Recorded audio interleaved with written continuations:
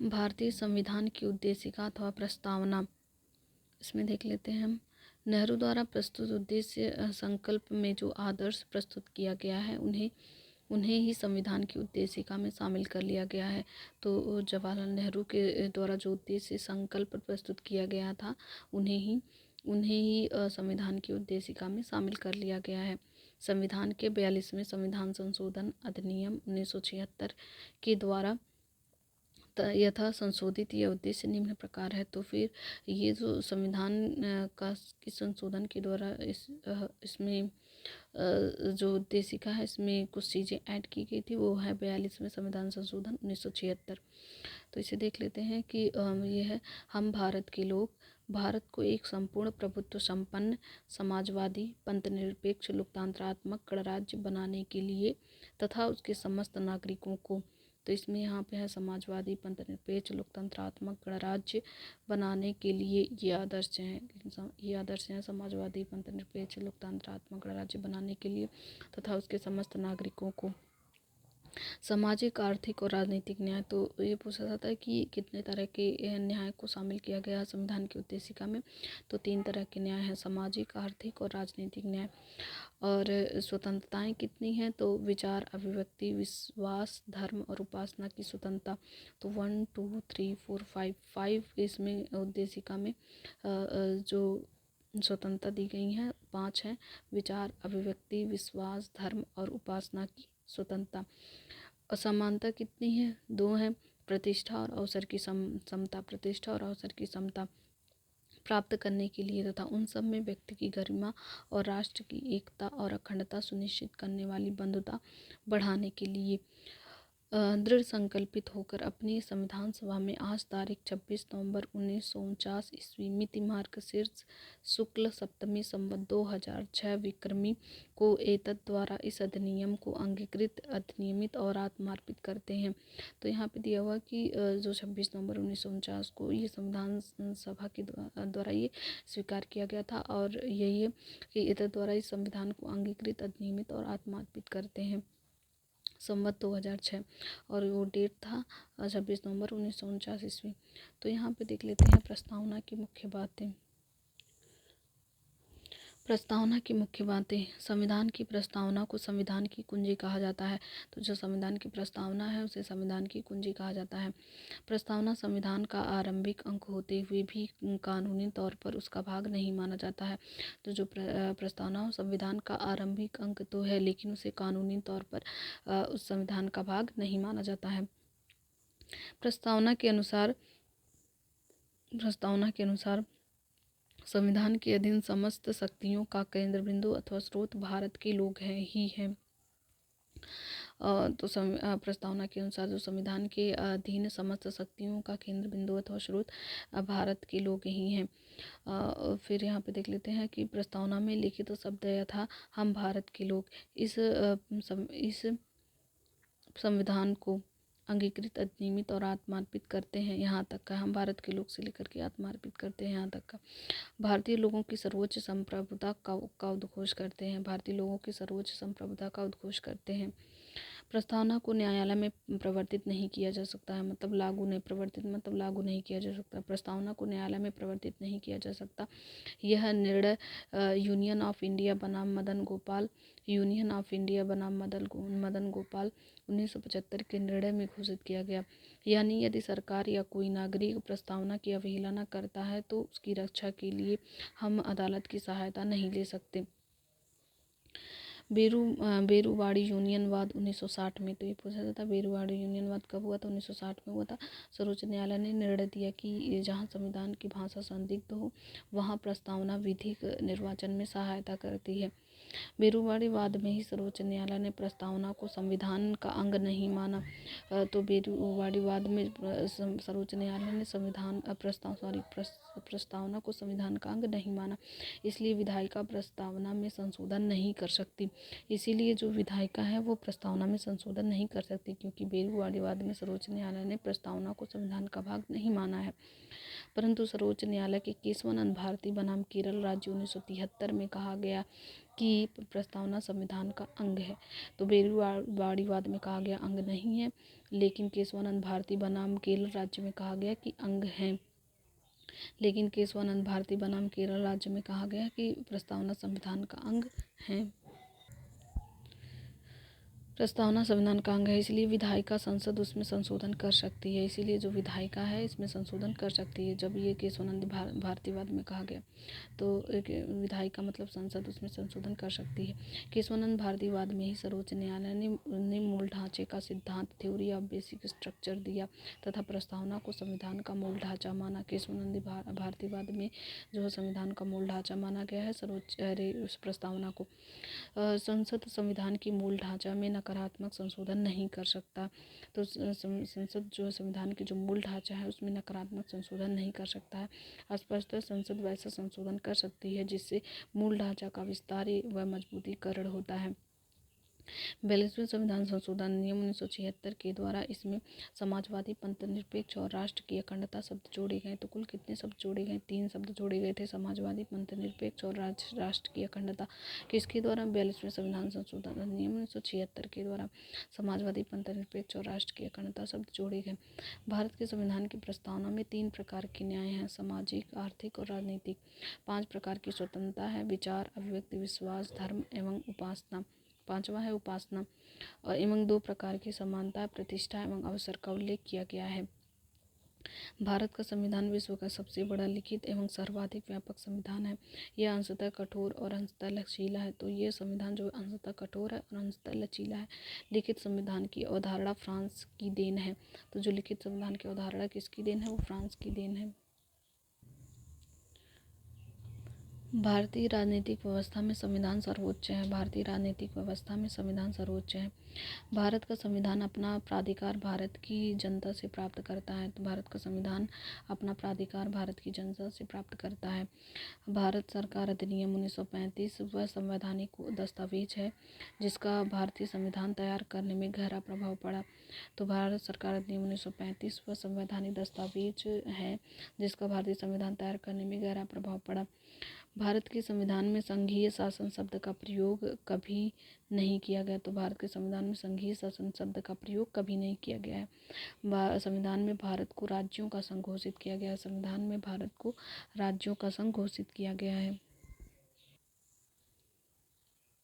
भारतीय संविधान के विदेशी स्रोत। भारत के संविधान के निर्माण में निम्न देशों के संविधान से सहायता ली गई है। संयुक्त राज्य अमेरिका से क्या लिया गया है? प्रस्तावना संयुक्त राज्य अमेरिका से, मौलिक अधिकार संयुक्त राज्य अमेरिका से, न्यायिक पुनरावलोकन संयुक्त राज्य अमेरिका से, संविधान की सर्वोच्चता संयुक्त राज्य अमेरिका से, न्यायपालिका की स्वतंत्रता संयुक्त राज्य अमेरिका से, निर्वाचित राष्ट्रपति एवं उस पर महाभियोग संयुक्त राज्य अमेरिका से, निर्वाचित राष्ट्रपति एवं उस पर महाभियोग संयुक्त राज्य अमेरिका से, उपराष्ट्रपति संयुक्त राज्य अमेरिका से, उच्चतम एवं उच्च न्यायालयों के न्यायाधीशों को हटाने की विधि एवं वित्तीय आपात संयुक्त राज्य अमेरिका से लिया गया है। और ब्रिटेन से क्या लिया गया है? संसदीय शासन प्रणाली ब्रिटेन से लिया गया है। एकल नागरिकता एवं विधिक निर्माण प्रक्रिया ब्रिटेन से लिया गया है। विधि का शासन ब्रिटेन से लिया गया है। संसदीय विशेषाधिकार ब्रिटेन से लिया गया है। मंत्रिमंडल प्रणाली ब्रिटेन से लिया गया है। परमाधिकार लेख ब्रिटेन से लिया गया है। द्विसदनवाद ये भी ब्रिटेन से लिया गया है। आयरलैंड से क्या लिया गया है इसे देख लेते हैं। नीति निर्देशक तत्व आयरलैंड से लिया गया है। राष्ट्रपति के निर्वाचक मंडल की व्यवस्था आयरलैंड से लिया गया है। राष्ट्रपति द्वारा राज्यसभा में साहित्य, कला, विज्ञान एवं समाज सेवा इत्यादि के क्षेत्र में ख्याति प्राप्त व्यक्तियों का मनोनयन ये आयरलैंड से लिया गया। तो आयरलैंड से जो राज्यसभा में राष्ट्रपति द्वारा जो राज्यसभा में साहित्य, कला 1, 2, 3, 4 साहित्य, कला, विज्ञान एवं समाज सेवा इत्यादि के क्षेत्र में जो ख्याति प्राप्त व्यक्तियों का मनोनयन में मतलब मनोनीत किया जाता है वो आयरलैंड से लिया गया है। ऑस्ट्रेलिया से लिया गया है। प्रस्तावना की भाषा ऑस्ट्रेलिया से लिया गया है। प्रस्तावना की जो भाषा है वो ऑस्ट्रेलिया से लिया गया है। समवर्ती सूची का प्रावधान ऑस्ट्रेलिया से लिया गया है। केंद्र एवं राज्यों के बीच जो संबंध है वो भी ऑस्ट्रेलिया से लिया गया है। केंद्र और राज्यों के बीच संबंध है वो ऑस्ट्रेलिया से लिया गया है। शक्तियों का विभाजन ऑस्ट्रेलिया से लिया गया है। संसद के दोनों सदनों की संयुक्त बैठक ऑस्ट्रेलिया से लिया गया है। संसद के दोनों सदनों की संयुक्त बैठक ऑस्ट्रेलिया से लिया गया है। व्यापार ऑस्ट्रेलिया से लिया गया है। वाणिज्य और समागम की स्वतंत्रता ये भी ऑस्ट्रेलिया से लिया गया है। व्यापार, वाणिज्य और समागम की स्वतंत्रता ऑस्ट्रेलिया से लिया गया है। जर्मनी आपातकाल के प्रवर्तन के दौरान राष्ट्रपति को मौलिक अधिकार संबंधी शक्तियाँ, ये जर्मनी से लिया गया। तो आपात से रिलेटेड जो भी चीज़ें हैं वो जर्मनी से लिया गया है। कनाडा से क्या लिया गया है? संघीय, जो संघ से रिलेटेड चीज़ें हैं वो कनाडा से, संघीय विशेषताएं कनाडा से ली गई हैं। अवशिष्ट शक्तियाँ केंद्र के पास, राज्यपाल, अवशिष्ट जो शक्तियाँ वो केंद्र के पास हैं, वो कनाडा से लिया गया है। राज्यपाल की नियुक्ति विषयक प्रक्रिया, ये भी कनाडा से लिया गया है। और संघ एवं राज्य के बीच शक्ति का विभाजन कनाडा से लिया गया है। सर्वोच्च न्यायालय का परामर्शी न्याय निर्णयन, ये भी कनाडा से लिया गया है। तो संघात्मक विशेषताएं कनाडा से लिया गया है। अवशिष्ट शक्तियाँ केंद्र के पास कनाडा से लिया गया है। राज्यपाल की नियुक्ति विषयक प्रक्रिया कनाडा से लिया गया है। संघ एवं राज्य के बीच शक्ति विभाजन एवं सर्वोच्च न्यायालय का परामर्शी न्याय निर्णय, ये कनाडा से लिया गया है। कनाडा से लिया गया है। दक्षिण अफ्रीका से क्या लिया गया है? संविधान संशोधन की प्रक्रिया का प्रावधान दक्षिण अफ्रीका से लिया गया है। संविधान संशोधन की प्रक्रिया का प्रावधान दक्षिण अफ्रीका से लिया गया है। राज्यसभा के सदस्यों का निर्वाचन दक्षिण अफ्रीका से लिया गया। जो राज्यसभा में सदस्य जो निर्वाचित होते हैं, निर्वाचन जो है दक्षिण अफ्रीका से लिया गया है। जबकि मनोनयन राज्यसभा में के सदस्यों का जो मनोनयन आयरलैंड से लिया गया है, लेकिन निर्वाचन जो है दक्षिण अफ्रीका से लिया गया है। रूस में मौलिक कर्तव्यों का प्रावधान रूस से लिया गया है। मौलिक कर्तव्यों का प्रावधान रूस से लिया गया है। और जापान से विधि द्वारा स्थापित प्रक्रिया जापान से लिया गया है। विधि द्वारा स्थापित प्रक्रिया जापान से लिया गया है।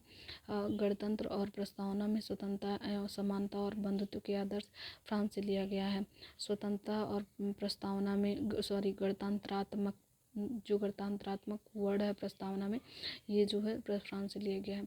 और प्रस्तावना में जो स्वतंत्रता, समानता और बंधुत्व का आदर्श है, स्वतंत्रता, समानता और बंधुत्व का जो आदर्श है वो भी फ्रांस से लिया गया है। तो भारतीय संविधान के अनेक देशी और विदेशी स्रोत हैं,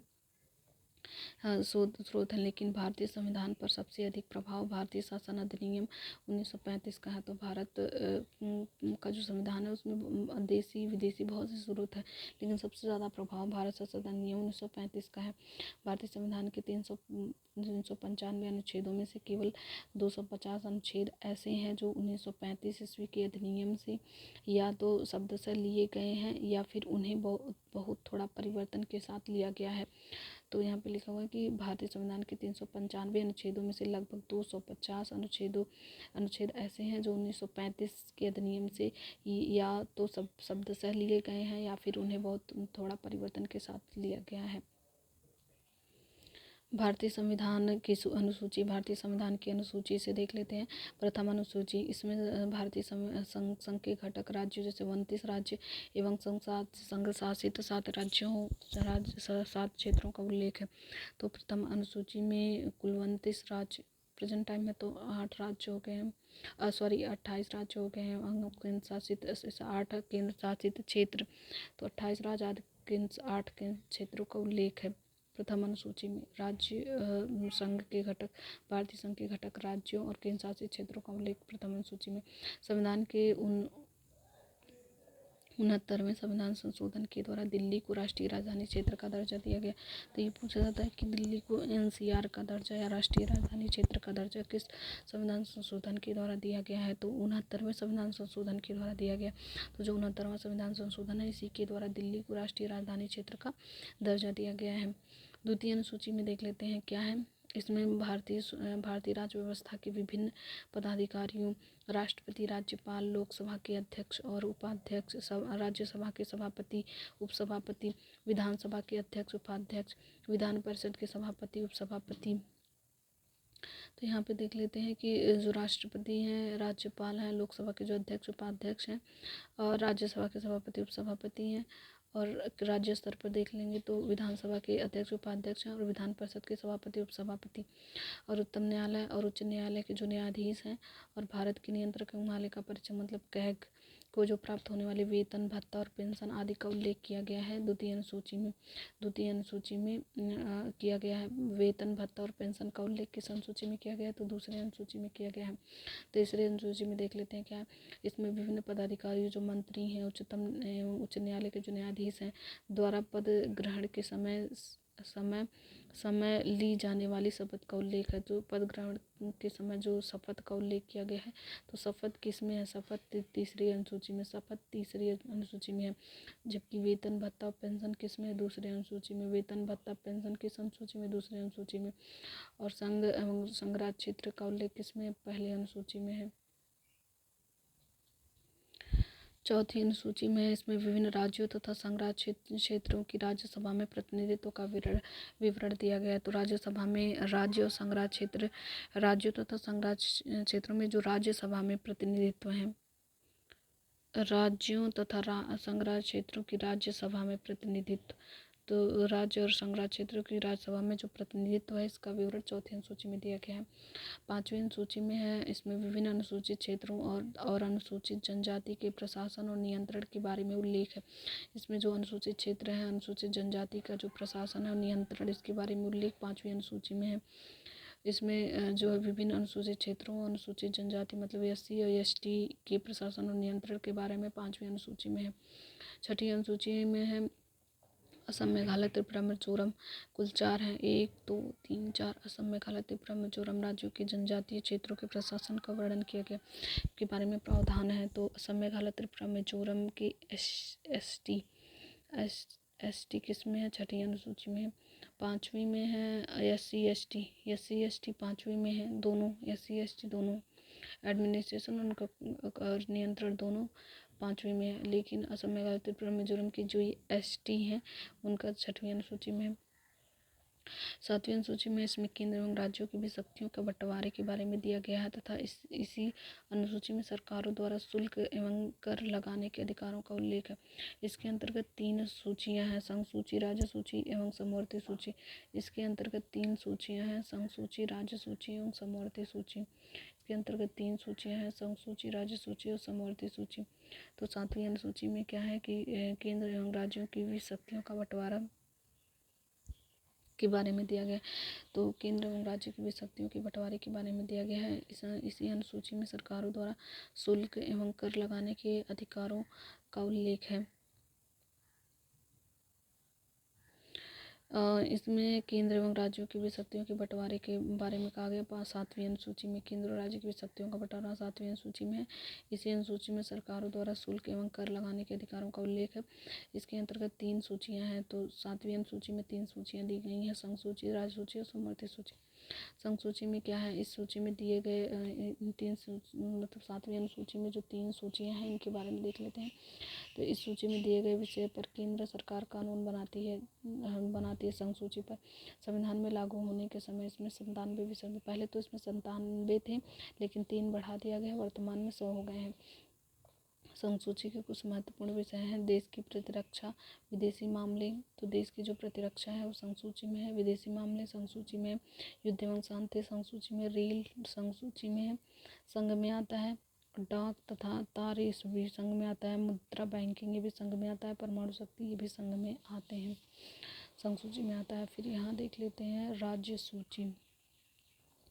राज्य सूची में कौन कौन से हैं, यहाँ देख लेते हैं राज्य सूची। इस सूची में दिए गए विषय पर राज्य सरकार कानून बनाती है। राष्ट्रीय हित से संबंधित होने पर केंद्र सरकार भी कानून बना सकती है।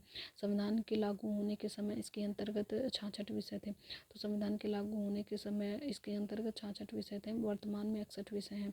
तो राज्य सूची में शामिल कुछ विषय हैं, शांति और व्यवस्था, पुलिस, शांति व्यवस्था। पहले तो 66 थे, लेकिन अब वर्तमान में 61 हो गए।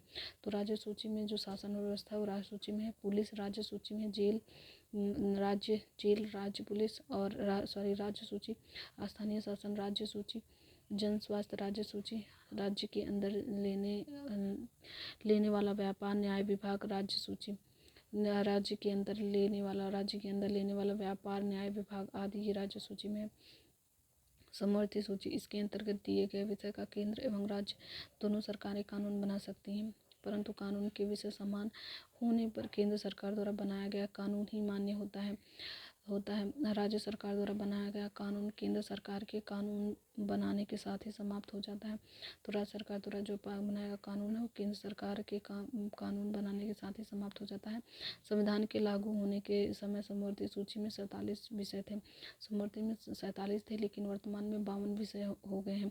तो समवर्ती सूची के प्रमुख विषय हैं दीवानी और फौजदारी समवर्ती में है, दीवानी फौजदारी समवर्ती सूची में है, कानून प्रक्रिया समवर्ती सूची में है, विवाह तलाक समवर्ती सूची में है, शिक्षा समवर्ती में है, आर्थिक नियोजन समवर्ती में है, बिजली समवर्ती सूची में है, समाचार पत्र समवर्ती में है, श्रमिक संघ समवर्ती में है, वन और आदि ये सब भी समवर्ती सूची में है।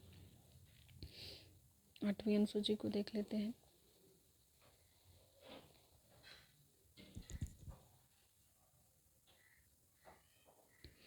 8वीं अनुसूची, इसमें भारत की 22 भाषाओं का उल्लेख किया गया है। मूल रूप से 8वीं अनुसूची में कुल 14 भाषाएं थी। पहले मूल रूप से 8वीं अनुसूची में 14 भाषाएं थी, लेकिन अब 22 हो गई हैं। तो 1967 ईस्वी 21वां संविधान संशोधन में सिंधी को 1967वां संविधान संशोधन है और 1967 ईस्वी 21वां संविधान संशोधन। 1992 ईस्वी में 71वां संविधान संशोधन में कोंकणी सिंधी को यहाँ पे 14 भाषाएं थी 1967 ईस्वी। 21वां संविधान संशोधन ईस्वी में सिंधी को, 1992 ईस्वी में 71वां संविधान संशोधन में कोंकणी, मणिपुरी और नेपाली को और 2003 ईस्वी, तो ये 92 में 71वां संविधान संशोधन कोंकणी, मणिपुरी और नेपाली। 2003 में 92वां संविधान संशोधन हुआ, उसमें मैथिली, संथाली, डोगरी और बोडो को 8वीं अनुसूची में शामिल किया गया। तो कुल 3 हुए, एक है 21वां, 71वां, 92वां। 21वें में सिंधी को, 71वें में कोंकणी, मणिपुरी और नेपाली को, और 92 में मैथिली, संथाली, डोगरी और बोडो। इसमें एक है, इसमें 2 हैं और इसमें 1 2 3 4 इसमें शामिल किया 92 में। फिर उसको 9वीं अनुसूची, संविधान में अनुसूची प्रथम संविधान संशोधन अधिनियम 1951 ईस्वी के द्वारा जोड़ी गई है। संविधान में अनुसूची प्रथम संविधान संशोधन 1951 के द्वारा जोड़ी गई है। प्रथम संविधान संशोधन 1951 के द्वारा जोड़ी गई है 9वीं अनुसूची। इसके अंतर्गत राज्य द्वारा संपत्ति के अधिग्रहण की विधियों का उल्लेख किया गया है। इस अनुसूची में सम्मिलित विषयों को न्यायालय में चुनौती नहीं दी जा सकती। वर्तमान में इस अनुसूची में 284 अधिनियम है। वर्तमान में इस अनुसूची में कितने अधिनियम है? 284 अधिनियम है। अब तक यह मान्यता थी कि संविधान की 9वीं अनुसूची में सम्मिलित कानूनों की न्यायिक समीक्षा नहीं की जा सकती। 11 जनवरी 2007 के संविधान पीठ के एक निर्णय द्वारा यह स्थापित किया गया है कि 9वीं अनुसूची में सम्मिलित किसी भी कानून को इस आधार पर चुनौती दी जा सकती है कि वह मौलिक अधिकार का उल्लंघन करता है तथा उच्चतम न्यायालय इन कानूनों की समीक्षा कर सकता है। 10वीं अनुसूची, यह संविधान में 52वें संविधान संशोधन में 1985 के द्वारा जोड़ी गई। तो 10वां अनुसूची जो है 52वें संविधान संशोधन 1985 के द्वारा जोड़ी गई है। इसमें दल बदल से संबंधित प्रावधानों का उल्लेख है। इसमें दल बदल से संबंधित जो प्रावधान है उनका उल्लेख है। 11वीं अनुसूची, यह अनुसूची संविधान के 73वां, तो जो 11 है वो 73वां संविधान संशोधन 1993 के द्वारा जोड़ी गई। इसमें पंचायती राज संस्थाओं को कार्य करने के लिए 29 विषय प्रदान किए गए। तो पंचायती राज 11 में है, दल बदल 10 में है।